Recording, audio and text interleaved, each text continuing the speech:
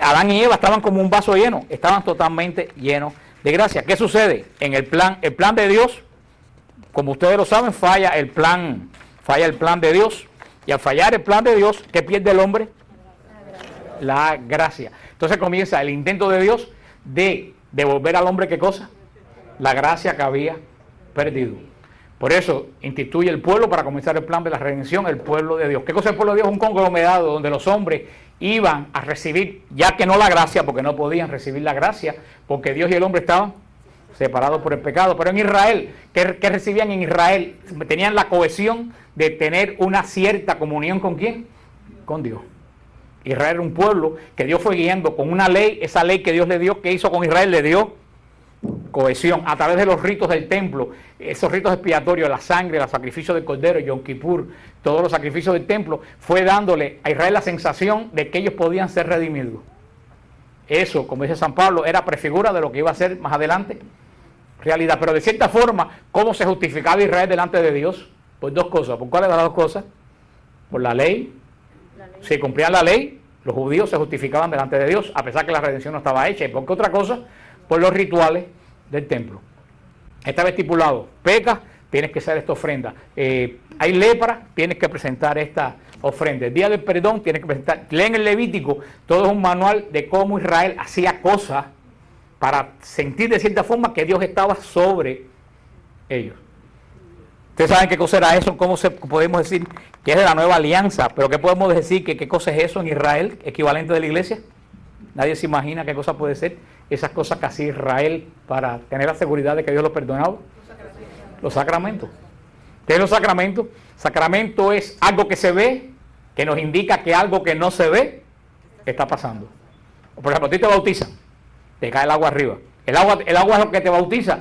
No. ¿Quién te bautiza? El Espíritu Santo, que convierte a ese niño hijo de Dios. Pero esa acción del Espíritu Santo, en la acción del niño, ¿se ve?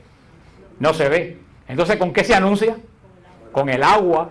Dice, en el momento que cae el agua, el Espíritu Santo actúa. O sea, el sacramento es una acción que se ve, que habla de algo que no se ve. Dios sabía eso, por eso en Israel estaban los ritos del templo. Y eso es lo que le falta a las iglesias protestantes.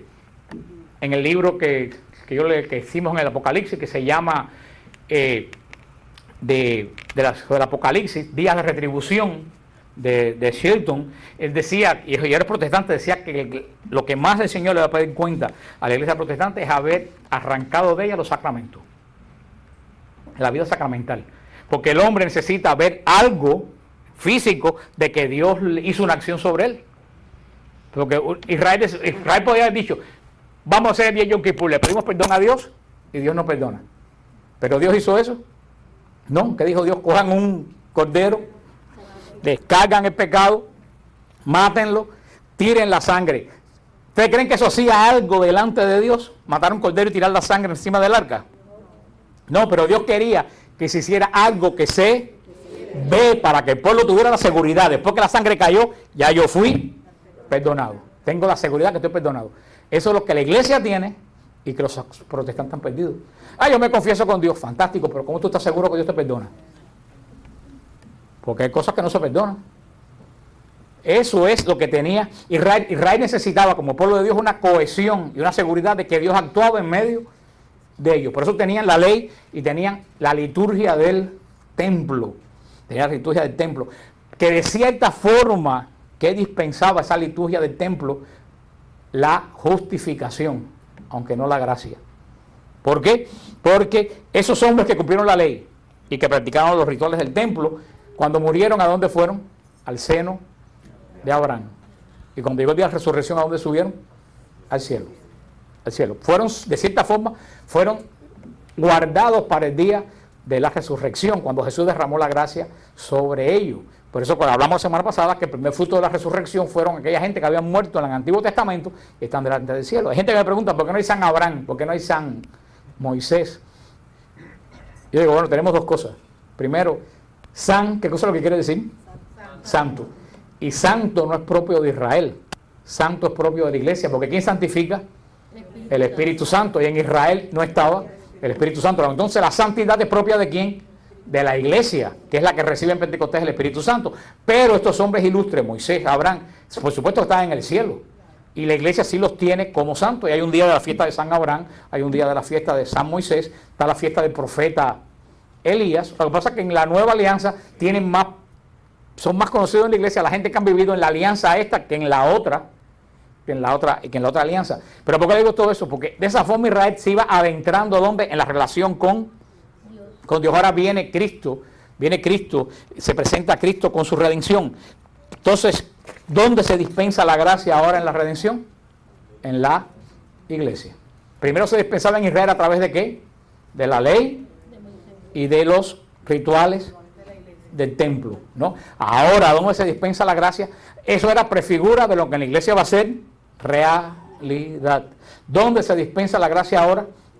En los sacramentos, en la iglesia. Por el bautismo nos injertamos en Cristo, en la confesión se nos perdonan los pecados, en la Eucaristía Cristo nos alimenta con su cuerpo. La dispensación de la gracia, ¿dónde se da? En la iglesia. ¿Por medio de qué? De los sacramentos y de guardar la ley. ¿Qué ley? La ley nueva. ¿Cuál es la ley nueva? Amar a Dios sobre todas las cosas y al prójimo como a ti mismo. Una ley más perfecta que la antigua alianza. ¿Cuál es la antigua alianza? No matarás, no robarás, ojo por ojo, diente por diente. Fíjate, en el Antiguo Testamento todos los mandamientos empiezan con no. No matarás, no robarás, no adulterarás, no. Ley. Nosotros estamos en un pacto de ley. El pacto de ley fue de Israel. El pacto de la iglesia es un pacto de gracia. Por eso que dice Cristo, todo es muy sencillo. Olvídate todos, no olvídate, porque los 10 mandamientos están metidos dentro de esto. Pero olvídate de los no. ¿Cuál es la ley nueva? Amar a Dios. ¿Y a quién? Y al prójimo como a ti mismo. Dice Cristo, ahí están la ley y los profetas. ¿Por qué? Porque el que ama al prójimo como a sí mismo mata. No. El que ama al prójimo como a sí mismo le roba las cosas que tiene él. No. El que ama al prójimo como te amas tú mismo, lo chismea, le destruye la honra a la otra persona. No. Lo que pasa es que ya no lo hacemos porque lo tenemos que hacer. Lo tenemos que hacer porque primero amamos a Dios. Entonces, estamos en una ley más perfecta. En Israel era, haz esto, te doy castigo. Haz esto, te doy castigo. ¿Cuál es la ley de ahora? Haz esto porque tú amas a Dios. Y el otro hermano, el otro que está al lado tuyo, no es un extraño. El otro que está al lado tuyo es hermano tuyo porque es hijo del mismo Dios. Los sacramentos en Israel eran prefiguras. ¿Daban gracia? No daban gracia. Daban seguridad de que Dios lo iba a perdonar. En la iglesia los sacramentos sí dan gracia. A través de la confesión se dispensa la gracia, a través de la comunión, los sacramentos son fuente de gracia. Ustedes ven que en Israel era prefigura, en la iglesia es realidad.